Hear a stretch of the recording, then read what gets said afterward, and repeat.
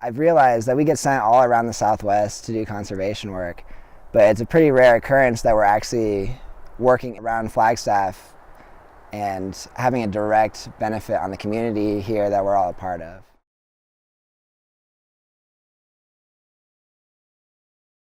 I'd really like to see people increase their skills and comfortability using chainsaws, as well as get to know the project more in depth and why we're doing the work we are. The prescription this year is a little bit more complex than the one we had last year. So we're not necessarily taking every tree under a certain size. We're also considering species and spread. And the goal is to restore the forest to what it historically has looked like.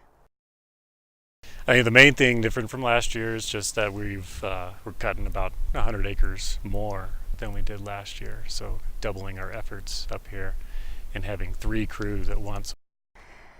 So we're removing fuels so that when wildfire does come in, which is a natural part of every environment, we're protecting the communities and the watersheds around it. The mission of this project, it's a fuels reduction project. If there were a fire to break out on Mount Eldon, we would want to make sure that the understory is thin enough that the fire would not be able to climb from the ground level through these ladder fuels up to the canopy. In that case, the whole forest would burn, the soil structure would be compromised, and during monsoons, there could be very dangerous floods that hit Flagstaff. I was part of training the sawyers coming into this project. Last year, I just came in as a crew leader. So I've gotten to see them pick up their very first saw. It's a lot of fun to get to watch them think through their cuts and think through the prescription. 5 of them are so awesome to learn from. I mean, I've taken so much out of this. Just everything that I've learned from those guys, it's been amazing. Really been able to step up my skill level. I was actually working up in North Dakota 2 weeks on, 2 weeks off, up in the oil fields. And I was making a lot of money up there, but I was miserable. So I was lucky enough to have the opportunity, being at the age that I am, 31, to be able to come out here and take 6 months out of my life and put my time towards this, but I know it's going to pay dividends in the end.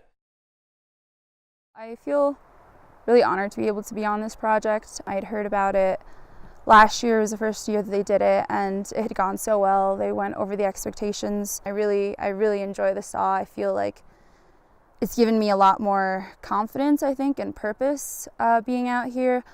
I think just being a woman of color, I feel like they're not represented all that much in the conservation field. But I also do come from an urban area. It just means a lot to me to be able to represent all of those things and be here on this crew and be working with the Forest Service. I'd like to eventually become a crew leader at some point in the future. I think this would be a really good stepping stone. I could, really show them that I'm responsible. I mean, you're dealing with a chainsaw, it's very dangerous, so you have to show that you can be responsible and be safe with that kind of equipment. It's really great to be able to see the crew grow from the moment they picked up their first saw and dropped their first tree to the moment when it was second nature and they were becoming efficient, smart workers. They also grew such an appreciation for the environment they're in.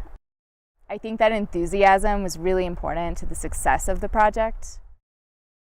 It was also important for the community to see how enthusiastic this group of young people were protecting the forest and helping return it to its healthy state.